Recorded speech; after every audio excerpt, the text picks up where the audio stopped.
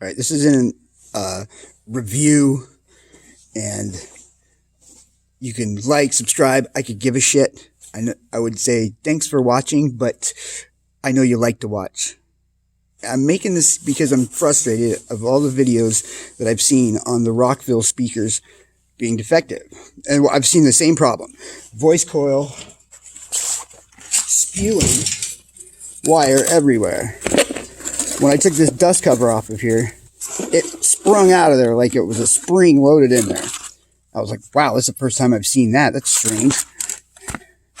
So, I wanted to get further into it because if I'm going to replace them, I would like to replace them with something that I know is good. And considering I haven't had them for very long, I think it warrants investigating. So, it's not the glue. Everybody says it's the glue. Improve the voice coil. Yeah, the improvement to the voice coil quality of wire and glue doesn't hurt, but that's not the problem. The problem here is how the magnets seat together with the other parts of the speaker. So as you see here, this is the back of the Rockville. All right. Now, here's the magnet. Magnet goes on top of that, and then this goes on top of that. Then the basket bolts onto this, and so on. Okay. That's the canine. Or not the canine. That's the Rockville. Now, I have a couple other speakers already torn apart, for example. They're a little smaller and easier to work with. So, this, goes on there like that. And then this goes on here like this. Right? And then the basket goes on here. And the voice coil sits down inside here, and it moves back and forth. Here's one with the back removed, part of the magnet still on there, and the voice coil is still in it. So you see this, as it moves back and forth, it's got to move freely inside here. And if for some reason the back or the magnet move around from whether it's the glue or whatever, then what's going to happen is you're going to see right there, that's not center. This can't slide back and forth if it's pinched off by this back plate because it's shifted on the magnet.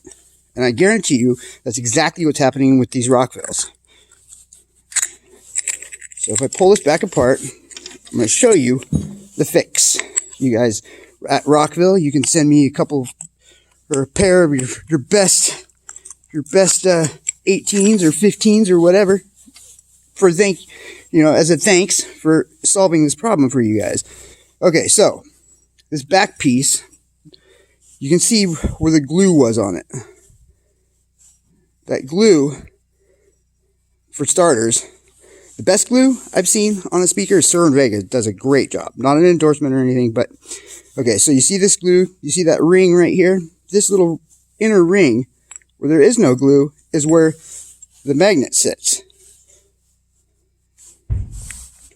Now, if this deviates, it's going to pinch to that voice coil. If it deviates at all.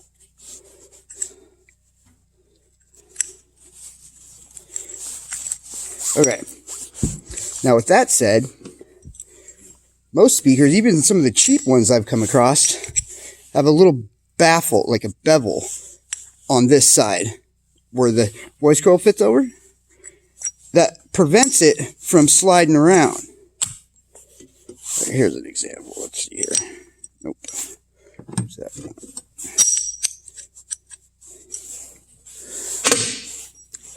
Oh, wrong one.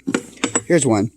If you look real close, right here, there's a lip. It prevents the magnet from sliding and actually coming into contact with the voice coil or from shifting around on it. Some speakers, like this Tweed, I know it's not a subwoofer, an 18, has little pins here that poke up to make sure that the diaphragm and the voice coil don't deviate and go side by side, slide around. Because if it does, it's going to make contact with the magnet and its housing there.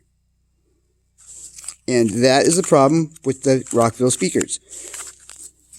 I agree with the one guy on the internet. Sorry, I can't give you props, but he was close when he said the manufacturers, if they're a good company, will get through this and figure out what the problem is and make changes. Now, Rockville, there's no bevel. There's nothing to prevent the magnet from deviating from catching. Here's another small speaker. It even has a little lip there. I think this was out of like a old school house stereo or something. But you can see there's a lip on there, and that lip prevents the magnet from sliding around once it's seated on there. Then you don't get anything unlined or misaligned, because that bevel or baffle in there keeps the magnet from sliding around. Now, if I offset it a little bit, what first I noticed about the Rockvilles is that when I pulled the speaker out of the cabinet, I noticed that. That's what it looked like. I was like, wait a second, that's odd. Shouldn't the magnet be centered on there? And upon taking it apart, I found there's absolutely no baffle on this. There's nothing to keep it from moving around.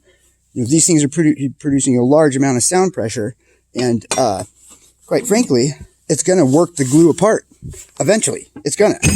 Now, if you got big systems and stuff, you're driving amplifiers, this could be an issue. This could be a huge issue. Now, I don't know how they do this at the manufacturer, but I can tell you right now that even if I just eyeball this, it's not going to be right. There's going to be a you're just not going to get it, even if you eyeball it. I could shim the hell out of it and glue it, but as soon as I start pounding some serious sound through it, some serious efficient sound, I should say, or inefficient, it doesn't matter. Yeah, you see the ring right here? You can kind of see the worn ring there with the inside of the magnet set. That's flat though. There's nothing sticks up there. That's actually just where the magnet was rubbing from moving around.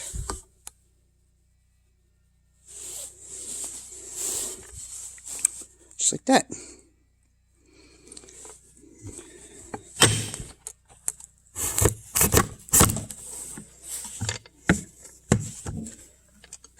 Ow, that is freaking a good magnet though. Oh, damn. God, I wouldn't crack that. Okay, so, yeah. You're not going to get a diaphragm to move back and forth inside that housing. This is the magnet, and the whole back of the Rockvilles need that baffle. Especially the low-end speakers. Especially low-end speakers need that baffle. Otherwise, the voice coil is going to get pushed one way or the other, preventing it from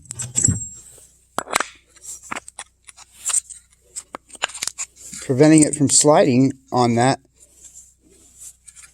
preventing it from sliding on here properly. Sorry, that was kind of out of view, but so I would say leave your comments, blah blah blah, but I could give a shit. You guys were close with the glue thing though, but it's going to take more than glue to fix these speakers.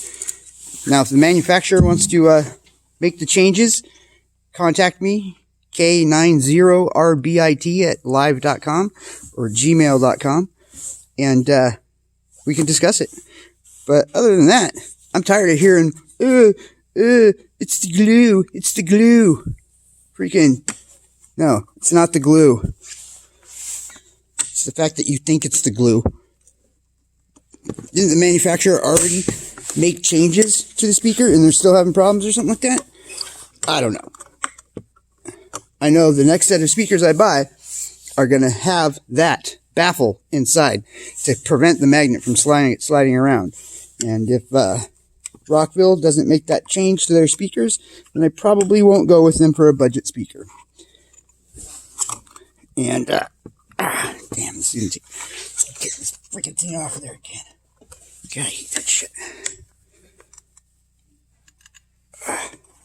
And that's it. Oh yeah, one other thing. These screws, when I was taking it apart, these screws that went in here that held the basket on were too long, and they were keeping this plate and the magnet from making complete contact all the way around, because they were pushing the plate away from the magnet because the screws were just a hair too long. I could show you on the magnet where they were rubbing, but you just have to take my word for it. Tear apart your own speakers. Yeah, and I think that's part of the reason why this one failed so quickly, is because there was less surface area on this to make contact with the magnet to hold itself in place with the glue. It really wasn't glued to it to begin with, because these screws separated the magnet from this plate. And, alright, that's it. Told you so.